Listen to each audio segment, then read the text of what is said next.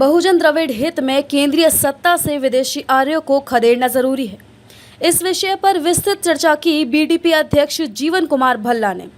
दरअसल लखनऊ में 31 जुलाई 2022 को पार्टी का एक कार्यक्रम आयोजित किया गया और इस कार्यक्रम में बीडीपी अध्यक्ष के पार्टी राष्ट्रीय महासचिव दिनेश कुमार गौतम व पार्टी के अन्य कार्यकर्ताओं ने अपनी उपस्थिति दर्ज कराई और पार्टी द्वारा इस कार्यक्रम को राजीव छत्रपति शाहू जी महाराज के 148वें जन्मदिवस एवं 120वें भागीदारी दिवस के उपलक्ष्य में एक दिवसीय बहुजन द्रविड़ समाज भाईचारा समाज सम्मेलन के रूप में आयोजित किया गया। इस सम्मेलन में पार्टी अध्यक्ष जीवन कुमार भल्ला मुख्य अतिथि के रूप में व विशिष्ट अतिथि के रूप में पार्टी महासचिव दिनेश कुमार गौतम मौजूद रहे।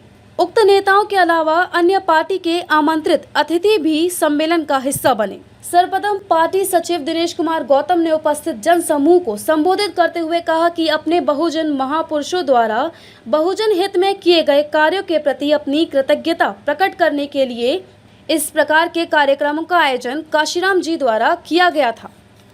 लेकिन दुख के साथ कहना पड़ता है कि काशीराम जी की मृत्यु के बाद अर्थात पिछले 20 वर्षों से मायावती द्वारा ऐसे कार्यक्रमों का आयोजन बंद कर दिया गया है। उन्होंने कार्यक्रम में उपस्थित मंच की जिम्मेदारी सौंपते हुए अपनी बात को विराम दिया।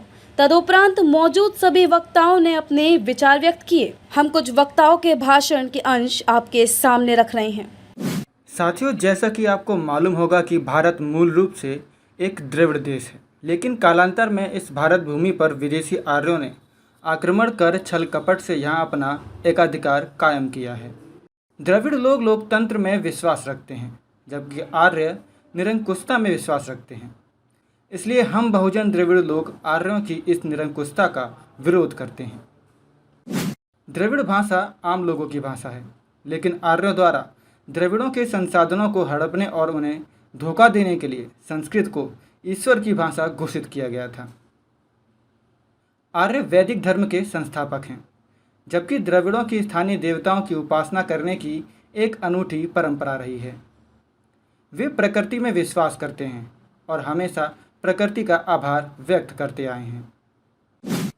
आर्यों ने नगर नियोजन और सभ्य संस्कृति को अधिक महत्व नहीं दिया, बल्कि जातिवाद की गढ़ ग्रामीण व्यवस्था को बढ़ावा दिया। परंतु द्रविड़ों ने सिंधु घाटी सभ्यता की स्थापना की और नगर नियोजन को बहुत महत्व दिया।